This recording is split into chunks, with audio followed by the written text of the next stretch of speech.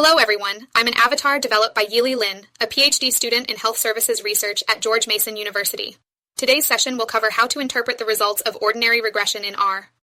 The output includes key components: residuals, coefficients, residual standard error, R-squared, adjusted R-squared, F-statistic, and significance codes, each providing important insights into the quality of the regression model. The coefficients section in the R output for ordinary regression includes the estimated effect, coefficient, standard error, t-value, and p-value, providing a detailed breakdown of the relationship between each independent and dependent variable. The call indicates the formula used to fit the linear regression model, where the response variable is the percentage of the population completing a series, and the predictor variables are census data, individuals below 18 years old, Asian ethnicity, and females. Residuals summarize the differences between observed values and model predictions. In the output, min represents the largest negative residual. The first quantile is the 25th percentile. The median is the 50th percentile. The third quantile is the 75th percentile, and max is the largest positive residual. Here, the median is negative 0.627, indicating that the model's predictions are fairly balanced between underestimation and overestimation. The coefficient of each independent variable indicates its effect on the dependent variable, representing the slope of the regression line. Specifically, an intercept coefficient of 32.50 indicates the estimated response value when all predictors are set to 0.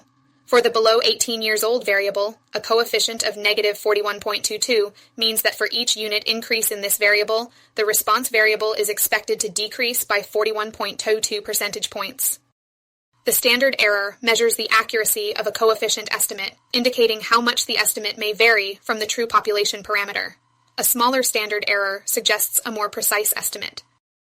The t-statistic tests whether a coefficient is significantly different from 0, calculated by dividing the coefficient estimate by its standard error.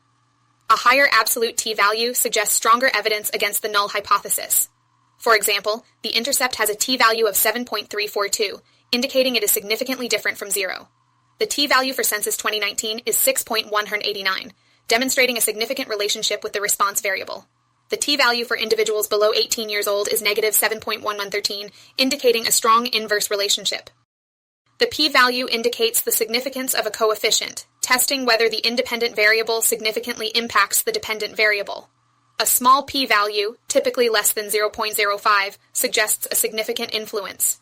In this example, all p-values are well below 0.05, indicating that these variables are highly significant.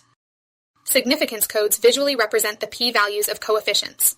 3 stars indicate strong evidence that a predictor variable is significantly related to the dependent variable. The residual standard error, RSE, measures the average difference between observed values and those predicted by the regression model, indicating the spread of residuals. A smaller RSE signifies a better fit, with an RSE of 10.77, suggesting that, on average, predictions deviate from actual values by about 10.77 percentage points. When evaluating model fit, compare the RSE to the range of the response variable. If the range significantly exceeds 10.77, the model may have room for improvement. The degrees of freedom, 3091, indicate that the model has sufficient data to support reliable coefficient estimation. R-squared measures the proportion of variance in the dependent variable explained by the independent variables, with values ranging from 0 to 1. A value close to 1 indicates a strong explanatory power. However, a high R-squared does not always imply a good model. Overfitting can occur with many predictors. In this example, the multiple R-squared is 0.1968, indicating that approximately 19.68% of the variation in the dependent variable is explained by the model. Adjusted R-squared adjusts the R-squared value for the number of predictors in the model, penalizing unnecessary variables. It is especially useful for comparing models with different numbers of predictors, as it corrects for the increase in R-squared from adding more variables. Unlike R-squared, adjusted R-squared can decrease if an added variable does not improve the model. A higher adjusted R-squared indicates a better model fit while accounting for complexity. The F-statistic tests the overall significance of the regression model by comparing it to a null model with no predictors, assessing whether the regression model fits the data better than using the mean of the dependent variable.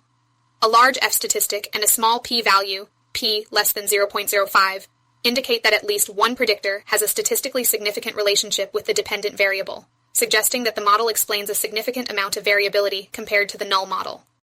Apply these techniques to real-world data, ensuring all assumptions are met and the model is validated.